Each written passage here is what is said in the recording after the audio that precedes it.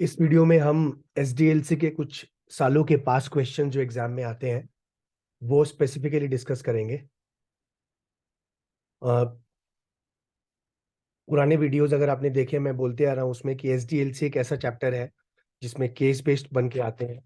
Concept थोड़े से होने से आपको और क्लैरिटी मिलती है कैसे उसको एग्जाम में लिखना है। तो उसी के चलते कुछ सालों के क्वेश्चंस अटेम्प्ट करेंगे अभी। देखेंगे कैसे सजेस्टेड आंसर में आई कैन की तरफ से they want answers from our side. सबसे पहला जो क्वेश्चन अटेम्प्ट करेंगे वो है दिसंबर 2022 का, मतलब इमीडिएटली लास्ट एग्जाम जो है। और मैंने एक वीडियो डाला हुआ है पैटर्न ऑफ एग्जाम पेपर कि कैसे किस चैप्टर के क्वेश्चन किस नंबर में आ रहे हैं। तो उसमें आप देखोगे क्वेश्चन 1 जो होता है वो एसडीएलसी के ऊपर होता है। कई बार 1 का ए और बी दोनों होता है, एटलीस्ट एक तो उसमें होता ही होता है जो जनरली 10 मार्क का होता है। तो दिसंबर 2022 लास्ट इमीडिएटली लास्ट एग्जाम का क्वेश्चन जो आया था, देखते हैं वो क्या है और उसका सोल्यूशन कैसे दिया गया है। A hotel located in Patan is very popular among foodies for its delicious meals and lovely environment. This hotel has a very good volume of customers. It has simple billing system installed to produce bills but has no proper database. तो database नहीं है। database आजकल क्यों चाहिए? Database चाहिए customers को messages भेजने के लिए, डिस्काउंट कूपन्स देने के लिए, फेस्टिव ऑफर्स देने के लिए, कस्टमर से जुड़े रहने के लिए कहीं ना कहीं कस्टमर्स का डेटाबेस चाहिए ताकि कस्टमर्स को भी लगे कि हाँ ये अपना जैसा एक है, इसके साथ में हमारा रिलेशन है। To analyze its past business and do trend analysis. Suppose you a software consultant, तो आपको क्या बना दिया, software consultant are appointed by the hotel to develop a database management system to keep track of all the businesses and do data analysis task। अब confusion क्या होता है जब ऐसा कोई क्वेश्चन एग्जाम में पढ़ते हैं कि एसडीएलसी में हम फेजेस पढ़ के आते हैं। मैंने वीडियो डाले हैं एसडीएलसी के चैप्टर के ऊपर, फास्ट ट्रैक रिवीजन। आप वो पहले करके फिर ये चैप्टर का करेंगे तो आपको ज्यादा इजी लगेगा। अब प्रॉब्लम क्या होते हैं जब भी हम वर्ड सुनते हैं जैसे डेटाबेस मैनेजमेंट सिस्टम, तो ध्यान आता है एसडीएलसी था वो, तो उसमें तो फेजेस थे, उसमें टाइप्स ऑफ मॉडल्स थे। अब ये डीबीएमएस के बारे में कहां से बात आ गया? यहाँ subject matter database management system नहीं है। यहाँ subject matter database management system नहीं है। यहाँ सब्जेक्ट मैटर है कि भैया एक नया सिस्टम बनाना है जिससे कि वो कस्टमर से जुड़ा रहे, बस खत्म। आप डेटाबेस से मतलब मत रखिए, आपको नया सिस्टम बनाना है, ऐसा सिस्टम जिससे मतलब बेसिकली एसडीएलसी करना है ताकि रिलेशन हमारा कस्टमर से बना रहे। To keep track of all businesses and do data analysis task. Question क्या आया? List the steps you go through to develop a database management system. Again मैंने क्या बोला, यहां पे ध्यान मत देना। क्वेश्चन बोल रहा है steps you go through to develop a new system. आप नए सिस्टम को मान लीजिए।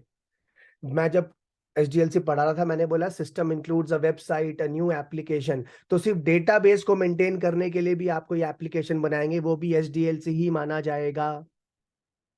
For the hotel and describe two of the most important software development steps for your point of view of the development system। अब याद रखिए इस answer को करने के लिए कुछ स्पेशल नॉलेज नहीं चाहिए आपको। सारे स्टेप्स अगर आते हैं एसडीएलसी के, जिसको फेजेस भी बुलाते हैं, तो ये आप आंसर कर सकेंगे। मैं जब नीचे पढ़ूंगा आप देखेंगे सारे स्टेप्स और फेज ही यहाँ पे लिखे गए हैं, कुछ एक्स्ट्रा कुछ स्पेशल नहीं है, क्योंकि यहाँ database management system word use कर लिया, उससे कोई फर्क नहीं पड़ा हमारे आंसर में। स्टेप्स आपको याद है steps?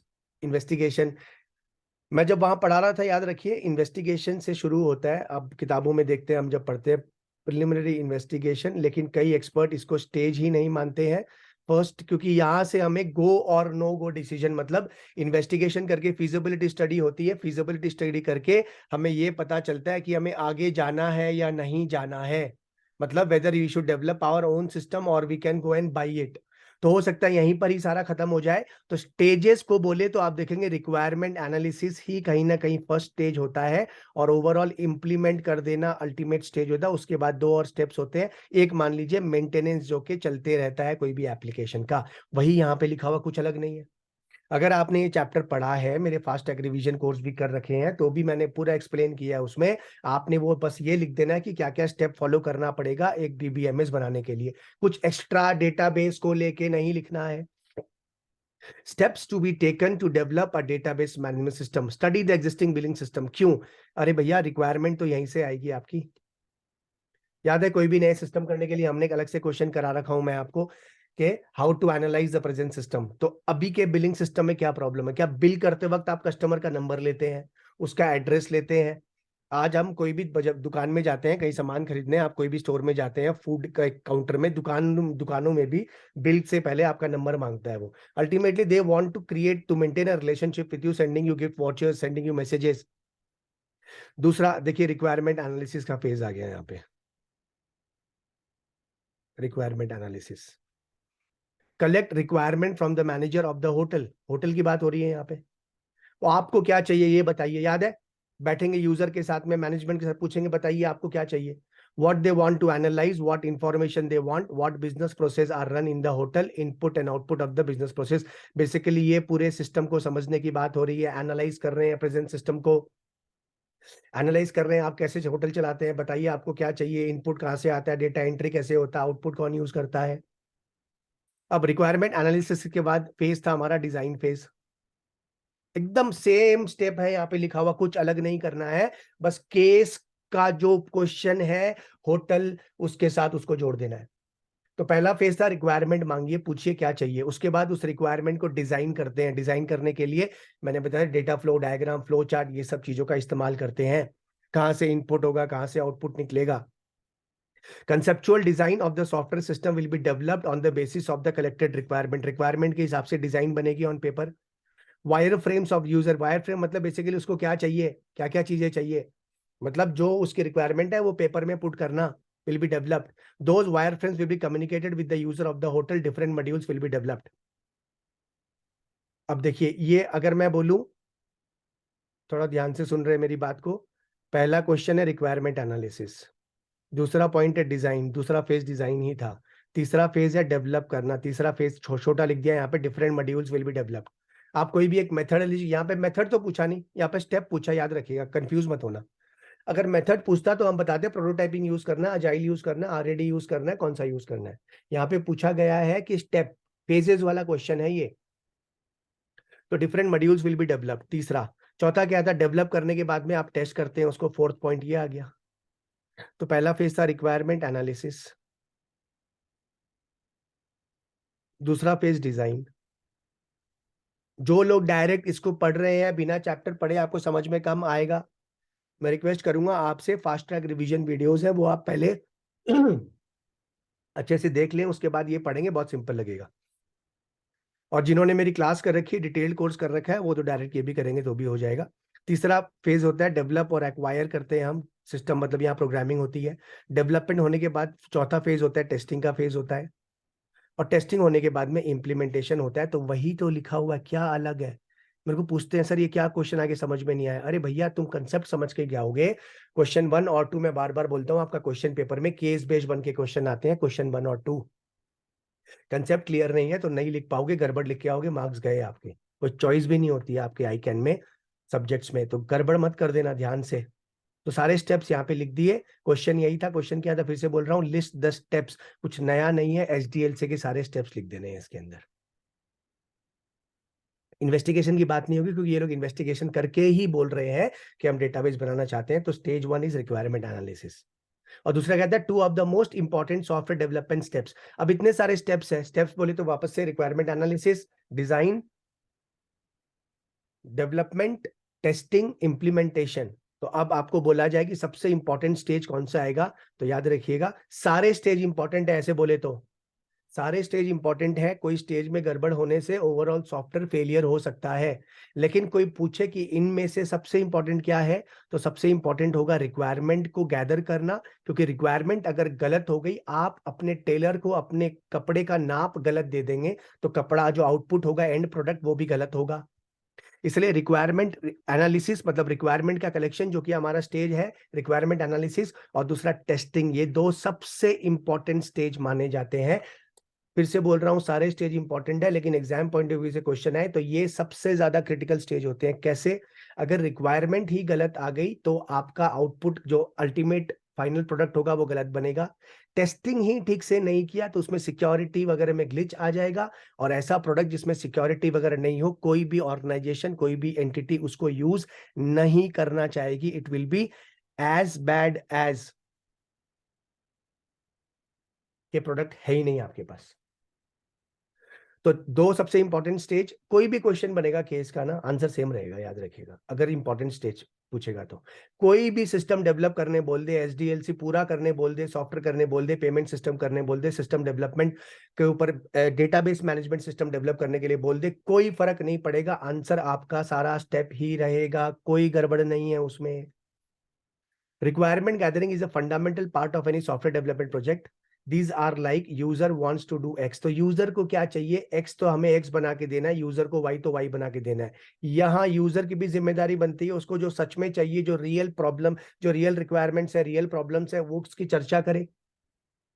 How it is achieved? In effect requirement gathering is the process of generating a list of requirement. याद है इसमें हमने क्वेश्चन किया था कि how to analyze a present system. Analyst कैसे एनालाइज करता है? हिस्टोरिकल रिव्यू करता है, इनपुट को एनालाइज करता है, आउटपुट को एनालाइज करता है। फंक्शनल रिक्वायरमेंट की बात करनी पड़ेगी, नॉन फंक्शनल रिक्वायरमेंट की बात करनी पड़ेगी, टेक्निकल रिक्वायरमेंट की बात करनी पड़ेगी, सारी रिक्वायरमेंट की बात यहाँ पे होगी from all the stakeholders, customer, user, vendor, IT staff, that will be used as a basis of the formal definition of what the project is. Because the requirement define the project, poorly written requirement can cause problem during development. आपको कोई पूछा जाए आपको क्या चाहिए तो आप जो बोलेंगे वही मिलेगा, तो आपकी रिक्वायरमेंट स्पेसिफिक होनी पड़ेगी। आप रेस्टोरेंट में जाएंगे, वेटर आके बोले sir what will you order, आपने गलत ऑर्डर कर दिया तो गलत ही लाके देगा आपको। And more seriously cause project to fail if the goal have been misunderstood. तो आपने ठीक से रिक्वायरमेंट नहीं किया, आपका जो ऑब्जेक्टिव या गोल था वो समझ में नहीं आया सामने वाले को, आपका प्रोजेक्ट फेल हो जाएगा। और दूसरा सबसे इंपॉर्टेंट स्टेप कौन सा? टेस्टिंग। बोलने की बात ही नहीं है, मैंने पूरा इसको अच्छे से एक्सप्लेन किया हुआ है वीडियोस में, प्लीज उसको देख लीजिएगा कि टेस्टिंग अगर ठीक से नहीं हुई। और सबसे बड़ी गड़बड़ टेस्टिंग में क्या होती है? हर बड़ी में क्या होता है कि आपको लगता है कि अब सॉफ्टवेयर टेस्टिंग करने में टाइम लग गया, बहुत टाइम लग गया, क्लाइंट बोल रहा है कब मिलेगा एप्लीकेशन, मेरे को यूज करना है, मेरे को यूज करना है। आपने टेस्टिंग में कमी कर दी तो गड़बड़ हो जाएगा। वो टेस्टिंग में सिक्योरिटी वगैरह प्रोटोकॉल्स ठीक से इंप्लीमेंट नहीं होंगे, वो as good as no application हो जाएगा। Software testing is a method to check whether the actual software product matches expected requirement and to ensure that software product is defect free. It involves execution of software system component. याद हमने किया था unit testing, integration testing, system testing, final acceptance testing, using manual or automated tools to evaluate one or more properties of interest. The purpose of software testing is to identify errors, gaps or missing requirements in contrast to actual requirements. So testing करते हुए ये देखते हैं कि जैसा desired application client मांग रहा था वैसा application हम client को deliver कर पा रहे हैं या नहीं कर पा रहे हैं। तो easy question है एकदम, क्वेश्चन देख के घबराना नहीं है, कंसेप्ट क्लियर करके जाइए। 10 में से आपके 7, 8, 9 आ जाएंगे, आप लिखोगे, क्योंकि कंफ्यूज करेगा आपको केस बना के, आंसर वही है। और ये क्वेश्चन जो है दूसरा वाला भी ध्यान से सुन रहे हैं, सब सुन रहे हैं मेरी बात को। पहला क्वेश्चन था कि क्या स्टेप फॉलो करेंगे, आप भूल जाइए कौन सा एप्लीकेशन बनाने बोल रहा है, डीबीएस बोल रहा है, पेमेंट सिस्टम बोल रहा है, ईएफटी बोल रहा है, मेरे को कोई मतलब नहीं है उससे। सिस्टम बनाने के सारे स्टेप्स, हर सिस्टम में सेम स्टेप यूज होंगे, स्टेप लिख दीजिए। सबसे इंपॉर्टेंट स्टेप दो होते हैं, सिस्टम रिक्वायरमेंट का स्टेप सबसे इंपॉर्टेंट होता है, सिस्टम टेस्टिंग का स्टेप दूसरा सबसे इंपॉर्टेंट होता है। दूसरा क्वेश्चन एक्सप्लेन, ध्यान से सुनेगा क्योंकि ये कई बार आया है हाल में, इनफैक्ट लास्ट 2 एग्जाम में लगातार 2 बार ये आया है। Explain the security measure you consider protect. See, कोई भी क्लाइंट होता है ना, उसको सबसे बड़ा डर क्या होता है कि उसका डेटा कैसे सिक्योर रहे।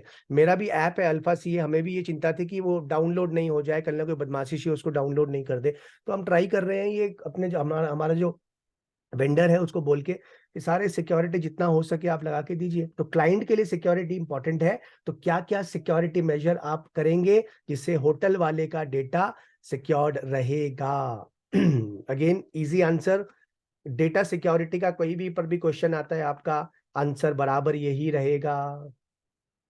मैं जो बोल रहा हूं आप सुन रहे हैं, मैं बोल रहा हूं सिक्योरिटी ऑफ डेटा कैसे करें, ऑर्गेनाइजेशन होटल हो कुछ भी हो कोई फर्क नहीं पड़ेगा, आंसर ये सारा सेम रहेगा, ये सारे पॉइंट कॉमन है। डेटा सिक्योरिटी, बैकअप लेके रखिए डेटा का, याद रखिए बैकअप बहुत हाई क्वालिटी सिक्योरिटी नहीं मानी जाती है, बैकअप अवेलेबिलिटी दे देगी आपको। अब मैं बैकअप लेके रख लूं मेरी क्लासेस का, तो इसका मतलब क्या, मैं एंक्रिप्शन नहीं करूं, मैं पासवर्ड नहीं लगाऊं, मैं login ID access control mechanism का इस्तेमाल नहीं करूं क्या?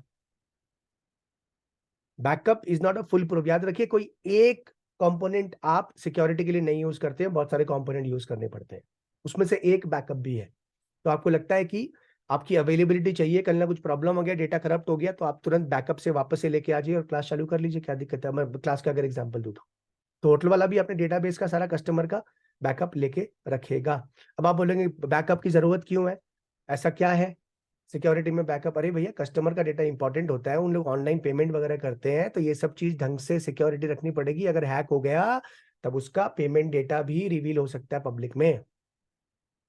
तो पहला क्या, बैकअप, बैकअप क्रिएट करके रखिए। दूसरा, स्ट्रॉन्ग पासवर्ड यूज करिए।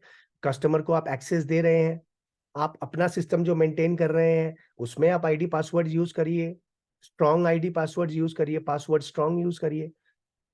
मैं फिर से बोल रहा हूँ, प्रोटेक्शन ऑफ डेटा के ऊपर क्वेश्चन 1 में कोई भी क्वेश्चन आता है, कोई भी सिस्टम बनाए, कोई फर्क नहीं पड़ेगा, आंसर मेरा सेम रहेगा। बैकअप लेके रखिए, पासवर्ड्स को अच्छे स्ट्रॉन्ग पासवर्ड्स बना के रखिए। तीसरा है, take care one working remotely. Remote access में ज्यादा चांसेस, ज्यादा वल्नरेबिलिटी मतलब वीकनेस होती है। रिमोटली जब आप कोई चीज को एक्सेस करते हैं, रिमोट एक्सेस करते वक्त ज्यादा वल्नरेबिलिटी होती है। पब्लिक नेटवर्क का इस्तेमाल किया जाता है, प्राइवेट नेटवर्क वगैरह नहीं होते हैं, तो वल्नरेबल होता है, मतलब चांसेस ऑफ हैकिंग ये सब के बढ़ जाते हैं। तो अगर आप रिमोट एक्सेस कर रखे हैं, रिमोटली काम कर रहे हैं, तो ध्यान दीजिए कि ज्यादा सिक्योरिटी सराउंडिंग को थोड़ा सा देख के रखिए। Be very of suspicious emails, ransomware वगैरह, बहुत सारे वायरसेस और क्या नाम है, रैंसमवेयर, मालवेयर्स, उसके बाद डेटा स्टील करने के जो अलग अलग अटैक्स होते हैं वो ईमेल के थ्रू से बहुत आते हैं। सस्पिशियस मेल, अगर आपको पता है कि ऑथेंटिकेटेड सोर्स नहीं है, उसमें क्लिक मत करना। अगर आप क्लिक करते हैं तो आप जाने अनजाने में कोई एप्लीकेशन को अपने सिस्टम में डाउनलोड कर लेंगे, जिससे कि वो डेटा स्टील कर लेगा। एसएमएस वगैरह जो होते हैं वो फॉरवर्ड हो जाते हैं, कई बार आपके है ना, कार्ड वगैरह का मिसयूज कर सकते हैं, उसमें पिन वगैरह आता है। तो सस्पिशियस मेल वगैरह को आप बिल्कुल भी नहीं खोलेंगे, क्लिक नहीं करेंगे। स्टाफ को ये एडुकेशन दीजिए। क्या क्या कर रहे हैं हम लोग, प्रोटेक्शन ऑफ डेटा कैसे रहेगा।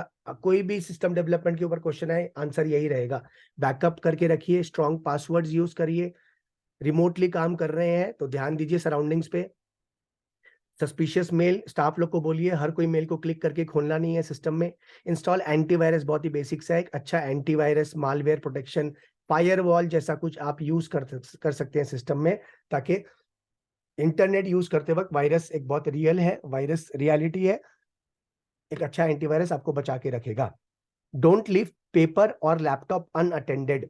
Paper work, again critical sensitive information होती है, तो आप उसको अनअटेंडेड मत रखिए। मान लीजिए लैपटॉप के स्क्रीन में कोई क्रिटिकल सेंसिटिव डेटा है, कोई चोरी कर ले, तो उसके लिए बहुत मेजर्स होते हैं।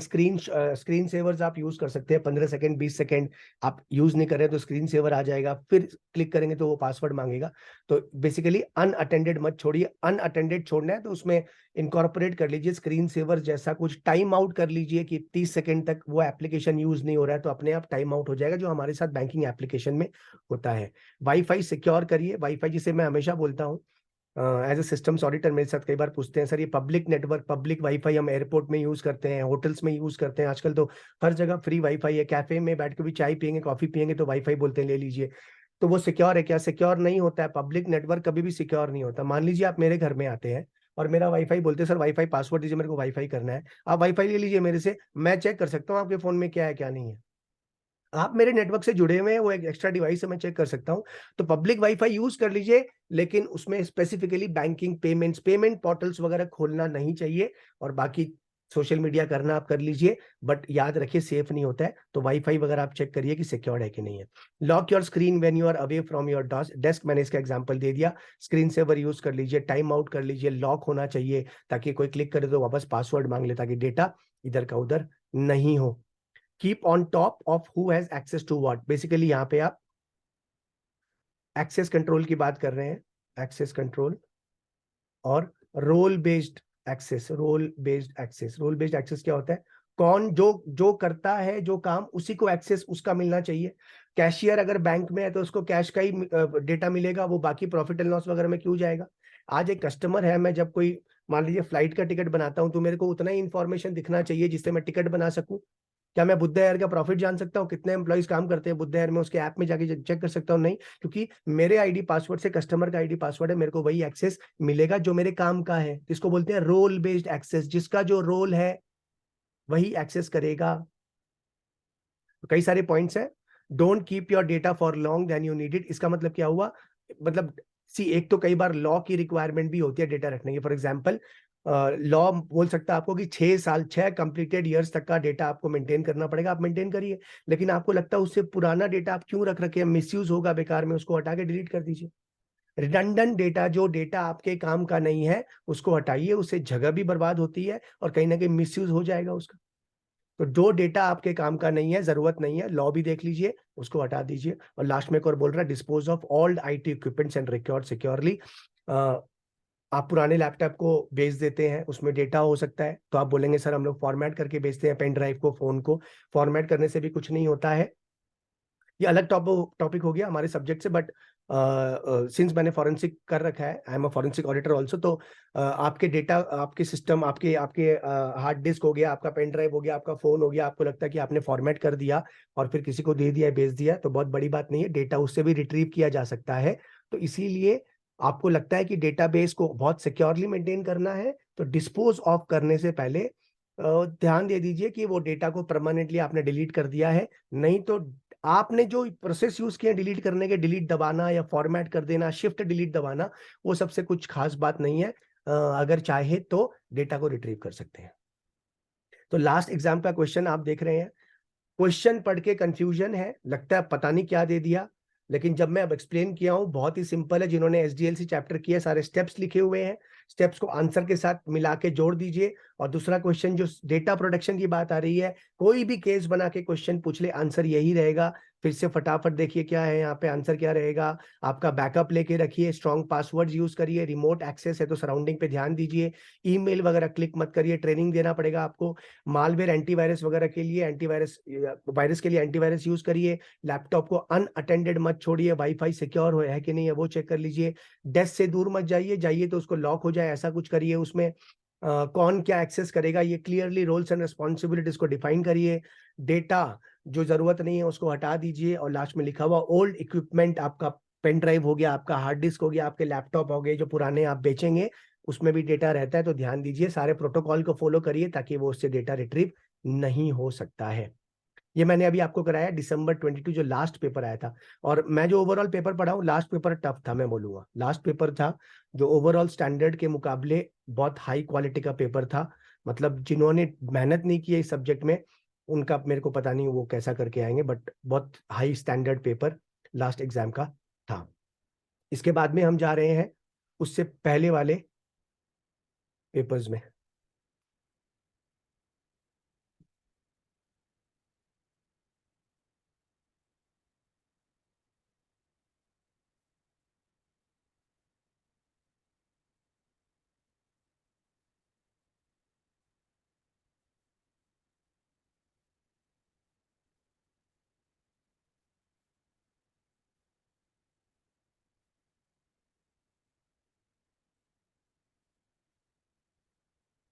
कुछ सालों का पेपर, जिस जिस चैप्टर में केस बेस्ड आ रहा है उसमें सॉल्व करने का मेरा मकसद यही है, ताकि आपको लगे कि मैंने वो अच्छे से पढ़ लिया है। तो that might not be enough. आपको ये भी बहुत ज़रूरी है जानना कि एग्जाम में कैसा क्वेश्चन फ्रेम करते हैं। और once you go through these questions, आपको एक कॉन्फिडेंस ऑटोमेटिकली आना चाहिए कि मैं जो पढ़ रखा हूँ या पढ़ रखी हूँ वो इनफ है, मैं एग्जाम में पेपर सॉल्व कर सकता हूँ, कर सकती हूँ। तो ये बहुत ज़रूरी देखना, जून 22 का पढ़ूंगा। Suppose you are hired by a financial institution to design and develop a financial info. अब सी देखिए, जो केस बनाया है उसको कंफ्यूज कर रहा है, क्योंकि इंफॉर्मेशन टेक्नोलॉजी अपने आप में इतना वास्ट एक समंदर ही है। तो जब आप क्वेश्चन पढ़ते हैं बोलते हैं एफआईएमएस क्या होता है, पीछे डीबीएमएस दे दिया, अरे जरूरत ही नहीं है, आप पहले वो केस पढ़ के निकाल दीजिए, नीचे वाला क्वेश्चन पढ़िए, आपको पता चलेगा क्या पूछ रहा है। आप मान लीजिए एक नया सिस्टम बना रहा है, मैंने क्या बोला आपको, वो कंफ्यूज करेगा, अलग अलग वर्ड देके कि मैं ये बना रहा हूँ, आपको लगा पता ये होता क्या है, अरे जानने की जरूरत ही नहीं है। एक नया सिस्टम होता है, बस ये समझ जाइए। The financial institution wanted to produce all the financial reports of the institute easily and to make those reports available to all the board members anytime, anywhere. तो भैया एक नया सिस्टम बनाना साफ बात है, खत्म. Question, which software development methodology will you use and why? मैंने अपने वीडियोस में आपको बता रखा पहले, मैंने क्लास में डिस्कस किया, रिवीजन वीडियो में मैंने डाला है कि अगर क्वेश्चन स्पेसिफिक रिक्वायरमेंट नहीं मांग रहा है सिस्टम डेवलपमेंट की, जैसे कि मेरे को बहुत फास्ट चाहिए तो क्या करूं, मेरे को रिस्क मिटिगेशन मेरा सबसे इंपॉर्टेंट पॉइंट है तो क्या करूं. जब क्वेश्चन बहुत ही स्पेसिफिक नहीं है और जनरल क्वेश्चन पूछ रहा है तो अजाइल मेथोडोलॉजी आंसर है. बहुत ही मॉडर्न है, बहुत ही मॉडर्न तरीका है सॉफ्टवेयर बनाने का. और सब जितने भी अलग अलग मॉड्यूल है आपके, वाटरफॉल, प्रोटोटाइप, स्पाइरल, आरएडी, ये सबका मिश्रण होके सबका अच्छा लेके अजाइल मेथोडोलॉजी बना है. Maximum majority of the application today developed use agile. Agile word का मतलब रिस्पॉन्सिव होता है, रिस्पॉन्सिव मतलब एज पर यूजर नीड. तो आप इससे वही दे रहे हैं जो यूजर को चाहिए. वीडियो बिल्कुल देखेंगे पुराना वाला जो मैंने रिवीजन में भी डाल रखा है. तो आंसर वही है, कोई स्पेसिफिक रिक्वायरमेंट तो है नहीं, तो अल्टीमेटली बोलिए अजाइल यूज करिए. अब नीचे आप देखेंगे एक्सपी वर्ड यूज किया हुआ रहेगा. एक्सपी या स्क्रम ये है कुछ नहीं. एक्सपी मतलब एक्सट्रीम, ये विंडोज एक्सपी वाला एक्सपी नहीं है. एक्सट्रीम प्रोग्रामिंग या स्क्रम ये सब जो कुछ नहीं है, ये अजाइल मेथोडोलॉजी के तरीके ही हैं बनाने के लिए एप्लीकेशन. Agile methodology. तो क्वेश्चन क्या पूछ रहा है कि कौन सा मेथड हम यूज करेंगे, तो मैंने आंसर आपको बता दिया, अजाइल यूज करेंगे. अगर रिक्वायरमेंट स्पेसिफिक नहीं है आपकी, आप आंख बंद करके अजाइल मेथोडोलॉजी यूज कर लीजिए. There are several software development methods like waterfall, prototype, spiral, मैंने सारे डिस्कस कर रखे हैं इसको. These days user want working software fast since they don't necessarily need whole complete software in a single shot. आजकल क्या होता है, क्लाइंट जनरली क्या मांग रहे होते हैं, भैया एक सॉफ्टवेयर दे दीजिए, हम काम करना शुरू कर देते हैं, आप धीरे धीरे उसमें ऐड करके चेंज वगैरह हमारा फीडबैक लेके करके फाइनली दे दीजिएगा. मेरे को फाइनल एकदम 1 साल बाद नहीं चाहिए, मैं इतना वेट नहीं करूंगा, मेरे को जल्दी दे दीजिए आप. Will choose extreme programming. अब एक्सट्रीम बोल दिया तो कंफ्यूज हो गए. एक्सट्रीम कुछ नहीं है, अजाइल मेथोडोलॉजी ही है for financial information system. Extreme programming is an agile software development framework that aims to produce higher quality software at higher quality of life for the development team. XP is the most specific of agile frameworks regarding appropriate engineering practice for software development. मैंने agile पूरा discuss किया हुआ है, but यहाँ तो बहुत short में, बस यही खत्म हो गया आपका इतना सा आंसर. कितना मार्क्स का है ये? 5 से 10 लाइन का, 10 मार्क का हो गया है. 5 मार्क का, 5 मार्क का है ये, इसलिए शॉर्ट लिखा हुआ है यहाँ पे. नहीं तो पूरा एडवांटेज बोलते तो अजाइल की काफी बड़ा पॉइंट हो जाता जो मेरी बुक में है. तो कैरेक्टरिस्टिक्स अजाइल का क्या होगा? Easy addressing of dynamically changing, तो जो जो चेंजेस हम इनकॉर्पोरेट करके यूज कर लेंगे उसको. Addressing the risk caused by fix time projects, कोई फिक्स नहीं है, छोटे छोटे इंटरवल में बना के देंगे. मेरी बुक में मैंने बताया था आपको क्लासेस में कि एक मैंने एग्जांपल दिया हुआ, कंपेयर कर रखा हूँ अजाइल को और वाटरफॉल को. आप छोटे छोटे इंटरवल्स में आप सॉफ्टवेयर को अपडेट कर करके देते रहते हैं. स्मॉल को located and extended development team, छोटी टीम होती है और बहुत ही आपस में मिलकर काम करती है.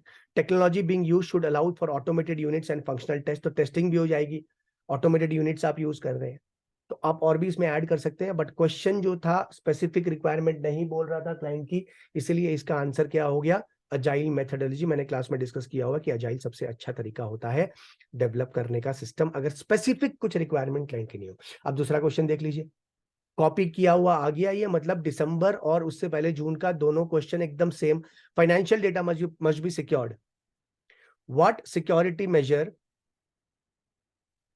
will you apply to protect data from authorized use? क्या लिखा हुआ है? What security measure will you apply to protect data from unauthorized access? मैंने क्या बोला? सिक्योरिटी, कंट्रोल ऑफ डेटा की बात करें, एप्लीकेशन कोई भी हो, आंसर सेम है. आप खुद देख लीजिए आंसर अलग है क्या, देख लीजिए, सेम कॉपी पेस्ट आंसर है ये. जो दिसंबर 22 में पूछा गया था, वहां पे डीबीएमएस था, यहाँ पे एफआईएमएस है. क्या फर्क पड़ा? मेरे को सिस्टम डेवलप करने से मतलब है, मेरे को और कोई मतलब नहीं है. Backup of data same, strong password, working remotely same, suspicious email, antivirus use करिए आप, अनअटेंडेड मत छोड़िए, वाईफाई इज सिक्योर, स्क्रीन को लॉक करिए अगर आप डेस्क में नहीं बैठे हुए हैं तो, ताकि पासवर्ड मांगे वापस से कोई यूज करे तो। और कौन क्या एक्सेस करेगा, रोल बेस्ड एक्सेस की बात की मैंने, किसका क्या रोल है वो उसी बेसिस में उसको एक्सेस करेगा, अदरवाइज वो एक्सेस नहीं कर सकता। जितना डेटा जरूरत है उतना ही रखिए, बिना मतलब का डेटा अपने पास मत रखिए, और ओल्ड इक्विपमेंट को ठीक से करिए। 11 पॉइंट है, कॉपी पेस्ट है दिसंबर और जून का। I hope I am clear year. और ये वीडियो जो है ये आई थिंक SDLC सिर्फ करेंगे और ये साथ में वीडियो कर लेंगे। श्योर शॉट है आपको 10 मार्क 20 मार्क के जो भी क्वेश्चन आता है, आप श्योर शॉट आप अटेम्प्ट कर पाएंगे एग्जाम में। तो हमने दिसंबर 22 जून 22 का डिस्कशन कर लिया है, आपको एकदम क्लियर होना चाहिए ये। उसके बाद आ गया आपका दिसंबर 21। दिसंबर 21 ये जो मैं नोट्स आपके सामने स्क्रीन में शेयर कर रहा हूँ, ये मैंने एक साथ सजा रखा है सबको। ये भी मैं आपको PDF में, आपको मेरे ऐप में आपको ये मिल जाएगा PDF में। बाकी जिन्होंने मेरी क्लास की है मैंने ऑलरेडी इसको आपके टेलीग्राम चैनल में भेज रखा है। इसका PDF भी आपको ऐप में मिल जाएगा। सारे सालों की करने की मेरे हिसाब से जरूरत नहीं है, बहुत ज्यादा हो जाता है। 100 पेज का तो हो जाएगा कम से कम, क्योंकि इतने सालों से है और SDLC हर बार ये एग्जाम में आता है। मेरे हिसाब से कम 6 7 8 पेपर का आप बिल्कुल देख के जाइए, केस वाले क्वेश्चंस, तो बिल्कुल एकदम क्लैरिटी आएगी कि बस देखने में ही वो टफ लगते हैं। जैसे देखिए इसको भी देखें तो क्या लगा, FIHTT, क्या मतलब, छोड़ दीजिए मैंने क्या बोला, ये सबको भूल जाइए। मेरे को बस एक ये बात याद रखनी है, मेरे को बस क्या याद रखना है कि SDLC हो रहा है, और SDLC अगर हो रहा है तो मेरे को आंसर वही है, नया कुछ नहीं है। You are working as an IT head, मैं पढ़ रहा हूं दिसंबर 21 का पेपर। You are working as an IT head in an internet service provider company. Your company is going to purchase the necessary hardware and software for FTTH IP। कोई फर्क नहीं पड़ता मेरे को मतलब ही नहीं है इस शब्द से। मेरे को एक नया सिस्टम बनाना है और उस सिस्टम के लिए मेरे को नया हार्डवेयर और सॉफ्टवेयर खरीदना पड़ेगा। तो आपका डेवलपमेंट और एक्विजिशन जो स्टेज था ना, जो हम SDLC में किए थे, एक्विजिशन स्टेज, उसकी बात हो रही है। In this context, answer the following question. What hardware and software evaluation parameter do you use to evaluate? बहुत सिंपल क्वेश्चन है। मैं हार्डवेयर अगर खरीदूंगा और सॉफ्टवेयर अगर खरीदूंगा तो मैं क्या क्या चीज देख के खरीदूंगा? आप इसको भूल जाइए, आप बोलिए आप मोबाइल फोन लोगे साथ में, या आप एक लैपटॉप खरीदोगे। आप ऐसा करते हैं, एग्जाम्पल ले लीजिए कि आप एक लैपटॉप खरीदोगे तो क्या हार्डवेयर का सोच के खरीदोगे और क्या सॉफ्टवेयर का खरीदोगे तो सोचोगे, बस हो गया। हार्डवेयर कैसा होना चाहिए और सॉफ्टवेयर कैसा होना चाहिए, ये देख लीजिए आप, और आपका आंसर आ गया। तो फटाफट देखते हैं कैसे लिखा गया है। तो बहुत ही सिंपल क्वेश्चन है, आंसर है। क्वेश्चन देख के पता नहीं आप घबरा गए, FTTH IPTP बिलिंग क्या होता है? अरे कुछ नहीं होता, नया सिस्टम बन रहा है, मेरे को उससे मतलब है। हार्डवेयर खरीदते वक्त क्या करेंगे, मैं लैपटॉप खरीदूंगा तो मैं देखूंगा उसकी स्पीड कितनी है, स्पीड में मैं प्रोसेसर देख लूंगा। मैं प्रैक्टिकल एग्जांपल दे रहा हूं आपको। कैपेसिटी, थ्रूपुट मतलब आउटपुट, कितना जल्दी स्क्रीन खुलेगा, रिस्पॉन्स टाइम, रिस्पॉन्स टाइम, है ना, क्लिक करते ही मूवी डाउनलोड हो जाती है, ये सब देख रहा हूँ मैं यहाँ पे। प्रोसेसर बहुत हाई क्वालिटी है। हाँ, मूवी डाउनलोड के लिए मैंने इंटरनेट भी बोल दिया उसके अंदर, बट आप समझ गए होंगे मैं क्या बोलना चाहता हूँ। उसका प्रोसेसर क्या है, कितना GB का रैम है उसके अंदर, उससे स्पीड पता चलती है। दूसरा, कॉस्ट क्या होगा, हार्डवेयर की बात कर रहे हो भैया, लैपटॉप खरीद रहा हूँ तो प्रोसेसर देख रहा हूँ मैं, रैम देख रहा हूँ। दूसरा, कॉस्ट कितना देख रहा हूँ, भाड़े पे मिलता है क्या वो। आप इमेजिन करिए एक सिस्टम डेवलपमेंट की बात कर रहे हैं अगर, तो 2 करोड़ का सॉफ्टवेयर हो गया, पता चला सॉफ्टवेयर ऐसा है जो एग्जिस्टिंग सिस्टम के साथ में कंपैटिबल नहीं है, तो भैया नया हार्डवेयर भी खरीदना पड़ेगा। तो नया हार्डवेयर खरीदने के लिए बहुत रुपया लग जाएगा, क्या भाड़े पे मिलता है लीस्ट? तो लीस्ट और परचेज कर ले। ऑपरेट करने का कॉस्ट कितना लगेगा, मेंटेनेंस कितना है इस हार्डवेयर में, क्या वो हार्डवेयर रिलायबल है? गाड़ी खरीदते सोचते हैं ना रिलायबल है कि नहीं है, कितनी बार सर्विस में जाएगा नहीं जाएगा। मारुति सुजुकी जो कंपनी है वो फेमस है गाड़ी के लिए कि लो मेंटेनेंस कार है। वैसे आप हार्डवेयर भी खरीदेंगे तो आप देखेंगे लो मेंटेनेंस है कि नहीं है, रिस्क ऑफ मैल फंक्शन कितना है, maintenance requirement, error control and diagnostic feature. अब जैसे मैं मैकबुक यूज करता हूँ, क्यों, इसके अंदर मैं देखा बहुत रिलायबल एप्लीकेशन है, इसके अंदर इनबिल्ट फायरवॉल है, बहुत सिक्योर्ड है। ऊट पटांग एप्लीकेशन मैं खुद भी डाउनलोड करना चाहूँ तो मेरे को वार्निंग देके रोक देगा। मैं पब्लिक नेटवर्क पर ही हूँ, किसी और का वाईफाई यूज कर रहा हूँ, ज्यादातर केस में मेरे को यूज करने देता नहीं है, बोलता नहीं सिक्योर नहीं है, नहीं यूज करने देंगे। तो रिलायबिलिटी की बात आ रही है यहाँ पे। Compatibility with existing hardware. अब कंपैटिबिलिटी की बात मतलब क्या आई कि मैं जब नया हार्डवेयर खरीदूंगा तो क्या, मान लो मैं प्रिंटर खरीदा, तो क्या मेरे पुराने लैपटॉप डेस्कटॉप के साथ में वो काम करेगा? तो आजकल देख रहे हैं कि नए प्रिंटर वगैरह जो डिवाइसेस आ रहे हैं वो वाईफाई मोड के होते हैं। हार्डवेयर जो होता है वाईफाई इनबिल्ट है वो, उसमें उसमें जैक ही नहीं है लगाने का। तब कैसे करेंगे?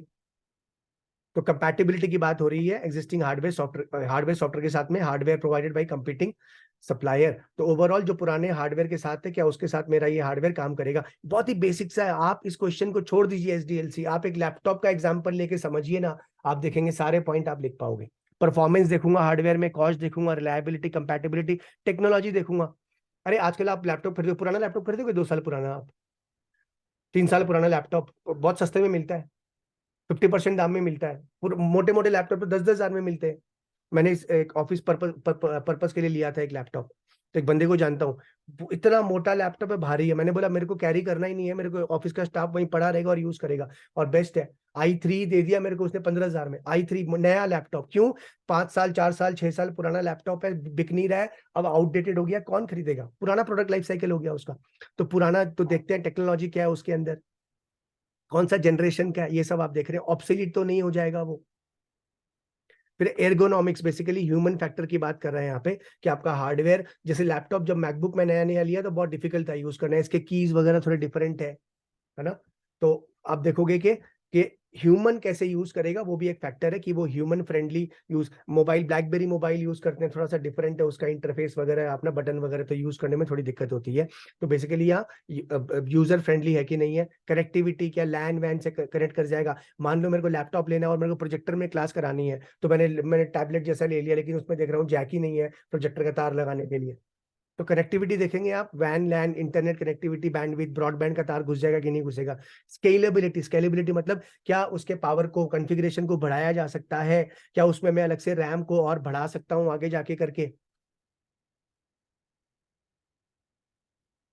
Software is system and application software available that can best. तो क्या ये हार्डवेयर के साथ में, अब जैसे मैं मैकबुक यूज करता हूँ, मेरे को बहुत दिक्कत है क्योंकि मैं देख रहा हूँ कि टैली जैसा software, MS Word, MS Excel जो हम लोग as a chartered accountant use करते हैं, वो इसमें नहीं है। दो मैंने वर्चुअलाइजेशन करके इसमें विंडोज भी डाल दिया है, बट वो एक प्रॉब्लम आती है। तो देखिए सॉफ्टवेयर के साथ कंपैटिबल होगा ये, हार्डवेयर के नहीं। और लास्ट में सपोर्ट, क्या ओवरऑल इस हार्डवेयर को ठीक करे, खराब हो जाए, कोई प्रॉब्लम हो, जैसे गाड़ी का सर्विस सेंटर होता है वैसे वो अवेलेबल है कि नहीं है।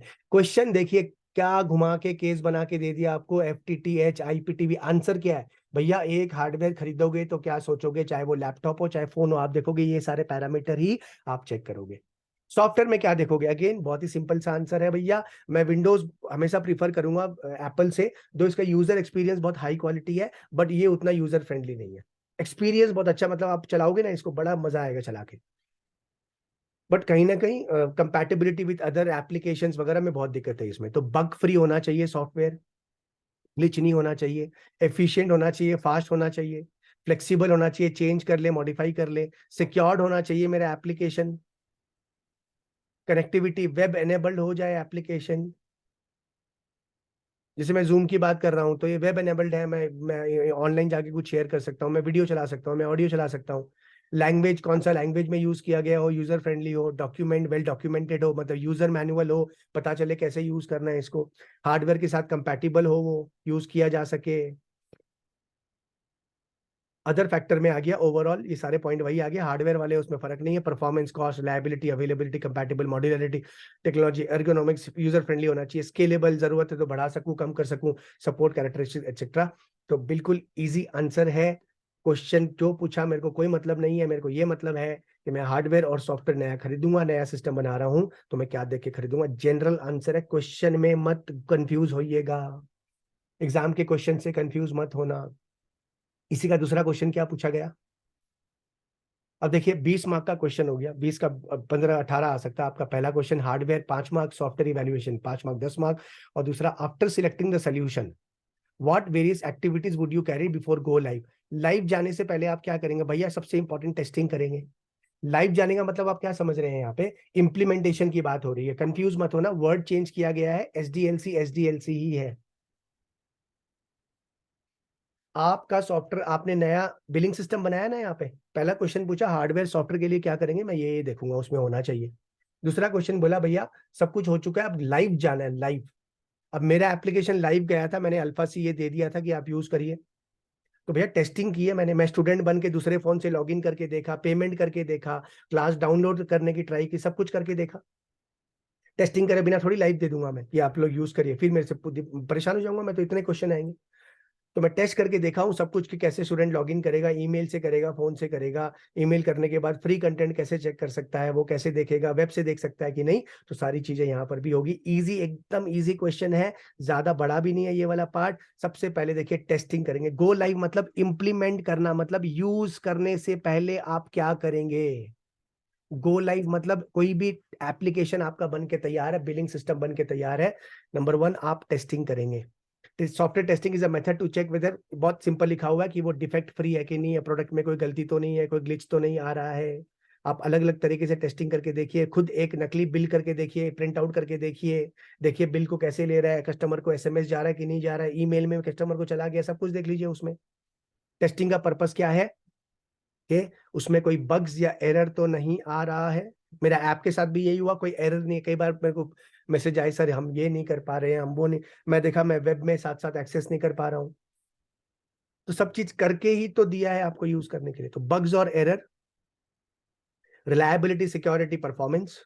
तो पहला पॉइंट क्या बोल रहा है, बग्स और एरर नहीं है टेस्टिंग में। दूसरा बोल रहा है रिलायबल है, सिक्योर्ड है, परफॉर्मेंस अच्छा है, कॉस्ट इफेक्टिवनेस सब आ गया, कस्टमर सेटिस्फाइड है। और तीसरा क्या है, अल्टीमेटली इसको ऐसा कोई प्रॉब्लम नहीं आ जाए जिससे मॉनिटरी या ह्यूमन लॉस होने का चांसेस हो। तो ऐसा प्रॉब्लम नहीं कर दे, कोई डेंजरस चीजें नहीं आ जाए इसके अंदर कि बहुत ज्यादा प्रॉब्लम हो जाए। हम बिलिंग सिस्टम की बात कर रहे हैं, आप एयरलाइन कंपनी, एक एयरक्राफ्ट में जो सॉफ्टवेयर है उसकी बात करिए, कोई गड़बड़ हो गया तो प्लेन ही गिर जाएगी नीचे। थर्ड पॉइंट क्या बोला, testing is important because software bugs could be expensive और even dangerous. Software bugs can potentially cause monetary human loss. Human loss तो बिलिंग सिस्टम में तो पता नहीं कैसे होगा, अदरवाइज हो सकता है। यस, एयरलाइन कंपनी जैसे एयरक्राफ्ट कंपनी है उसमें हो सकता है, प्लेन गिर सकती है अगर सही इन्फॉर्मेशन सॉफ्टवेयर नहीं दिखाए तो। अदरवाइज यहाँ मॉनिटरी लॉस हो सकता है, रेपुटेशन डैमेज, वो सब लिख सकते हैं। हम क्वेश्चन क्या कर रहे हैं कि लाइव जाने से पहले क्या करेंगे, आ रहे हैं ये सब एग्जाम, क्वेश्चन एग्जाम में कंफ्यूज मत होना। एसडीएलसी चैप्टर के साथ ये भी पढ़ना जरूरी है, ये वीडियो सब कर रहे हैं, आगे तक भी करना है इसको। तो पहला मैं टेस्टिंग कर लिया लाइव करने से पहले। दूसरा ट्रेनिंग, भैया ट्रेनिंग दिए बिना आप कैसे करोगे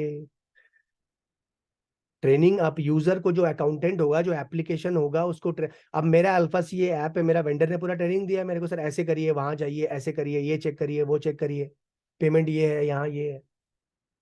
तो ट्रेनिंग बिफोर सिस्टम तो बहुत सिंपल वाला पॉइंट है, अंदर का डिटेल में नहीं पढ़ूंगा मैं। ट्रेनिंग देना बहुत जरूरी है यूजर को, ताकि वो गलती नहीं करे, वो हेजिटेंट नहीं हो यूज करने में, और वो पूरा क्लियरली उसको कॉन्फिडेंस आए, वो आराम से यूज कर सके। और तीसरा क्या है, आई थिंक तीन ही पॉइंट है इसके इसके आंसर में। गो लाइव से पहले क्या है, पहला टेस्टिंग, दूसरा ट्रेनिंग, और तीसरा है कन्वर्जन। कन्वर्जन मतलब पुराने सिस्टम से नए सिस्टम में कन्वर्ट होना पड़ेगा। पुराने सिस्टम से नए सिस्टम में कन्वर्ट होने की बात हो रही है, तभी जाके आप इंप्लीमेंट करने की बात करेंगे। फॉर एग्जाम्पल, जो डेटा पुराने सिस्टम में था सारा नया सिस्टम में चला जाना चाहिए। अब अल्फा सी मैं बोल रहा हूँ यूज करो, मैंने वीडियो ही नहीं शिफ्ट किए पुराने मेरे जो वेबसाइट थी उससे इसके अंदर, मैंने स्टूडेंट का डेटाबेस ही इसके अंदर नहीं फीड किया, तो क्या क्या मतलब हुआ। कन्वर्ट करूंगा मैं सारे सिस्टम को नए में, तभी तो मैं दूंगा इसको करने के लिए। ओवरऑल सारे ऑपरेशन, सारे डेटा इसमें शिफ्ट हो जाने चाहिए। तो बिल्कुल इजी आंसर है। क्वेश्चन पढ़ के बहुत डिफिकल्ट लग रहा है, आंसर देख के आपको लगेगा ये तो कुछ है ही नहीं। तो तीन चीज मैं करूंगा, याद रखिए, कोई भी गो लाइव का क्वेश्चन आएगा, कोई भी गो लाइव का क्वेश्चन आएगा, आंसर यही रखेंगे, टेस्टिंग करेंगे, ट्रेनिंग देंगे और कन्वर्जन करेंगे, उसके बाद ही लाइव जाएंगे।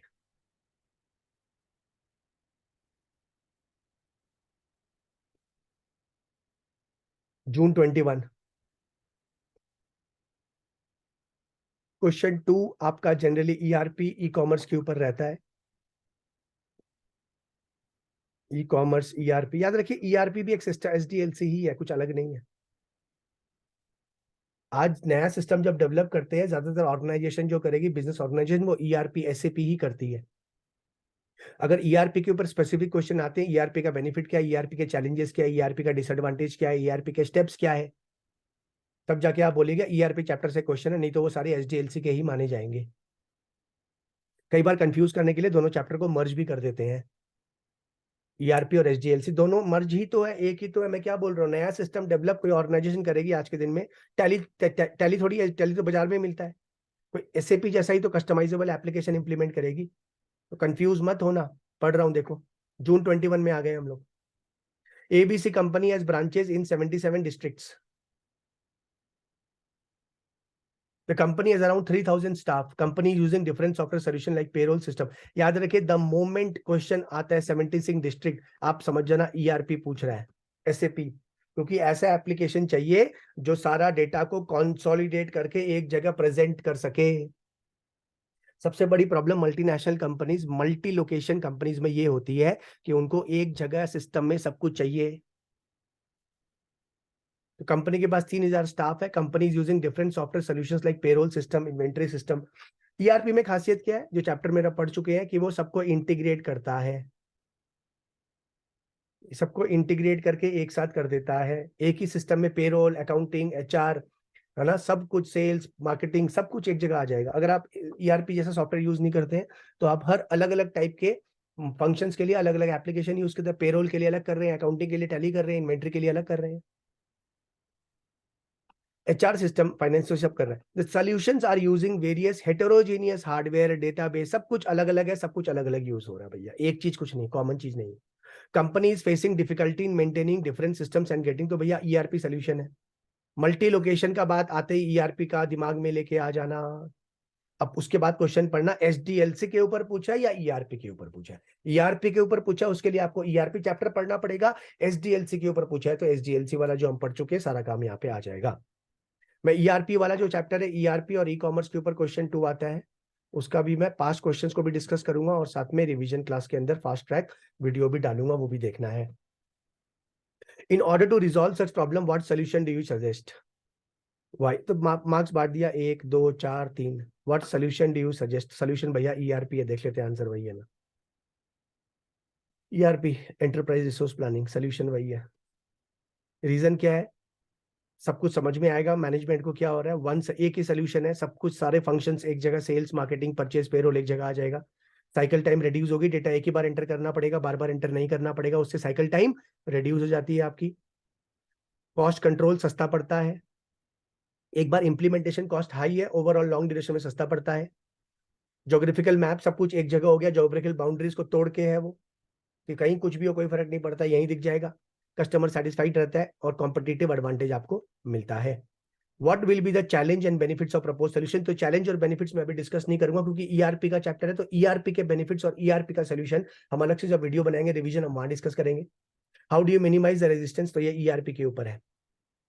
दूसरा क्वेश्चन, अब देखिए, ईआरपी और एसडीएलसी को मैचिंग कर दिया, कैसे कर दिया, दूसरा क्वेश्चन क्या पूछा, 10 मार्क का, एकदम ईजी आ गया ये।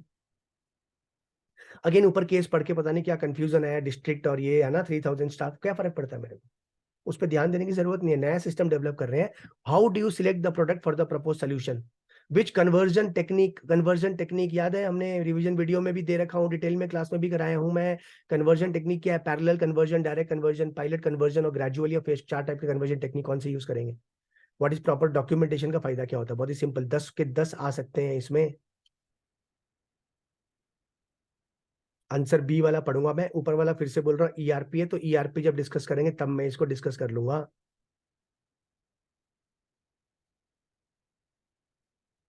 कौन सा सोल्यूशन यूज करेंगे